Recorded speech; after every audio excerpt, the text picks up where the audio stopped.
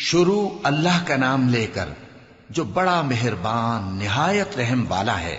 بے شک انسان پر زمانے میں ایک ایسا وقت بھی آ چکا ہے کہ وہ کوئی قابل ذکر چیز نہ تھا۔ ہم نے انسان کو ملے جلے نطفے سے پیدا کیا تاکہ اسے آزمائیں، تو ہم نے اس کو سنتا دیکھتا بنایا، یقیناً ہم ہی نے اسے رستہ بھی دکھا دیا۔ اب خواہ شکر گزار ہو خواہ ناشکرا۔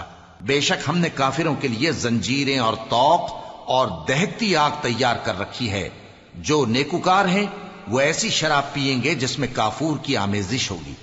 یہ ایک چشمہ ہے جس میں سے اللہ کے بندے پیئیں گے اور اس میں سے چھوٹی چھوٹی نہریں نکال لیں گے۔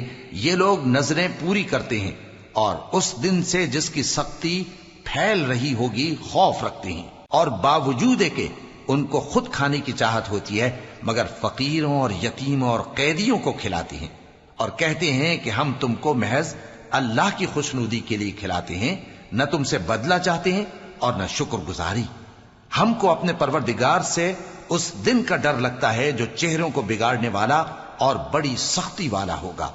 چنانچہ اللہ ان کو اس دن کی سختی سے بچا لے گا اور تازگی اور خوشی عنایت فرمائے گا، اور ان کے صبر کے بدلے ان کو بہشت اور ریشمی لباس عطا کرے گا۔ اس میں وہ تختوں پر تکیے لگائے بیٹھے ہوں گے، وہاں نہ دھوپ کی حدت دیکھیں گے نہ سردی کی شدت۔ ان پر درختوں کے سائے قریب ہوں گے اور میووں کے گچھے جھکے ہوئے لٹک رہے ہوں گے، اور خدام چاندی کے برتن لیے ہوئے ان کے ارد گرد پھریں گے، اور شیشے کے نہایت شفاف پیالے اور شیشے بھی چاندی کے جو ٹھیک اندازے کے مطابق بنائے گئے ہیں۔ اور وہاں ان کو ایسی شراب بھی پلائی جائے گی جس میں ادرک کی آمیزش ہوگی۔ یہ بہشت میں ایک چشمہ ہے جس کا نام سلسبیل ہے، اور ان کے پاس لڑکے آتے جاتے ہوں گے جو ہمیشہ ایک ہی حالت پر رہیں گے۔ جب تم ان پر نگاہ ڈالو تو خیال کرو کہ بکھرے ہوئے موتی ہیں۔ اور بہشت میں جہاں آنکھ اٹھاؤ گے کثرت سے نعمت اور عظیم الشان سلطنت دیکھو گے۔ ان کے جسموں پر دیبا اور اطلس کے سبز کپڑے ہوں گے، اور انہیں چاندی کے کنگن پہنائے جائیں گے، اور ان کا پروردگار ان کو نہایت پاکیزہ مشروب پلائے گا، فرمائے گا یہ تمہارا صلہ ہے اور تمہاری محنت ہمارے ہاں مقبول ہوئی۔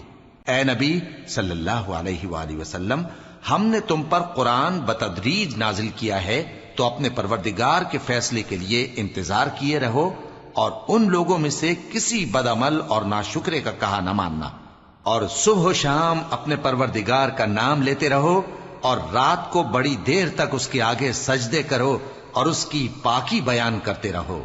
یہ لوگ دنیا کو دوست رکھتے ہیں اور قیامت کے بھاری دن کو پس پشت چھوڑے دیتے ہیں۔ ہم نے ان کو پیدا کیا اور ان کے جوڑ جوڑ کو مضبوط بنایا، اور اگر ہم چاہیں تو ان کے بدلے انہی کی طرح اور لوگ لے آئیں۔ یہ قرآن تو نصیحت ہے، جو چاہے اپنے پروردگار کی طرف پہنچنے کا راستہ اختیار کر لے، اور تم کچھ بھی نہیں چاہ سکتے مگر جو اللہ کو منظور ہو۔ بے شک اللہ جاننے والا ہے، حکمت والا ہے۔